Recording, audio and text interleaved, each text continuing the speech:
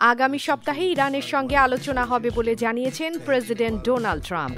ওই সময় দুই দেশের মধ্যে চুক্তি স্বাক্ষর হতে পারে বলেও জানিয়েছেন তিনি।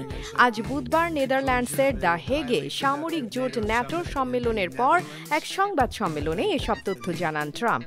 কাতার ভিত্তিক সংবাদ মাধ্যম আল জাজিরার এক প্রতিবেদন থেকে এই তথ্য জানা যায়। এ সময় ট্রাম্প বলেন, সম্প্রতি ইরান ও ইসরায়েলের মধ্যে যুদ্ধের কারণে ওয়াশিংটন তেহরান আলোচনা বন্ধ হয়ে গিয়েছিল। সেই আলোচনা আগামী সপ্তাহে শুরু হবে। প্রেসিডেন্ট বলেন, আমি আপনাদের বলতে চাই, আগামী সপ্তাহে ইরানের সঙ্গে আলোচনা হবে।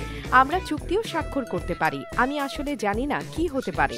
ইরানের সঙ্গে আলোচনা করতে তিনি নিজে ব্যক্তিগতভাবে রাজি নন উল্লেখ করে ট্রাম্প বলেন, মার্কিন হামলায় তাদের পারমাণবিক কার্যক্রম ধ্বংস হয়ে গেছে। তাদের যুদ্ধ এখন শেষ। ট্রাম্প সম্মেলনের আগে বলেছিলেন, ইরানে মার্কিন হামলায় দেশটির পারমাণবিক কর্মসূচি কয়েক দশক পিছিয়ে গেছে। যদিও আন্তর্জাতিক সংবাদ মাধ্যমগুলো বলছে, ইরানের পারমাণবিক কর্মসূচি সামান্য হোঁচট খেয়েছে মাত্র, পুরোপুরি বন্ধ করা যায়নি, কেবল কয়েক মাসের জন্য পিছিয়ে দেয়া গেছে। ন্যাটো সম্মেলনে যোগ দিতে যাওয়ার সময় এয়ারফোর্স ওয়ানে সাংবাদিকদের তিনি বলেছিলেন, ইরানের 3টি পারমাণবিক কেন্দ্রে নিখুঁতভাবে হামলা চালানো হয়েছে এবং তা ধ্বংস হয়েছে। মার্কিন হামলার কারণে ইরানের পারমাণবিক কর্মসূচি কতটা পিছিয়েছে বলে মনে করেন? এমন প্রশ্নের জবাবে ট্রাম্প বলেন, মূলত কয়েক দশক। তিনি আরও বলেন, আমি মনে করি এটি পেলে নরকে যেত। সবশেষ তারা যা চেয়েছিল সেটা হলো সমৃদ্ধকরণ। ওই আঘাত যুদ্ধের অবসান ঘটিয়েছে।